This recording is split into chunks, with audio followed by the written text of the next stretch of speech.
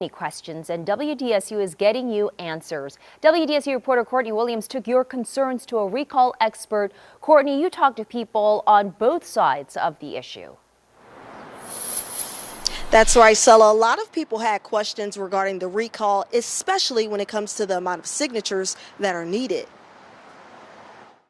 In my heart, I feel like a lot of them names on there, more than 5, maybe 1,000 names, is not legally supposed to be on there. While it seems like many New Orleans residents are in favor of the recall, I think Mayor Cantrell hasn't been doing a great job on a variety of issues. I signed the recall myself. There are just as many against it. Let her do her job because, like I said, only my opinion, I think she's done an excellent job. I talked to people from all across Orleans Parish and asked them what questions they have about the recall. I have been wondering, who are we going to replace her with? When will it happen? Like soon? What kind of candidate are we going to get next? I took those same questions to Joshua Spivak, a recall specialist, and got the answers. So in the event Mayor Cantrell is recalled, who would replace her? Well, there's an election. There's a special election for that, and that's filled by election. But before any of that can take place,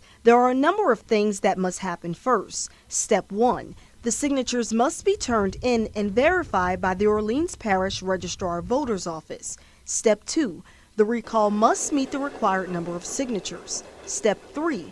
If all of the above goes through and there are no lawsuits, which in this case there are, it will then be sent to the governor for an election date. Are there any colorable legal claims that they could sue over to try to get the recall, that Cantrell's team could try to get the recall thrown out?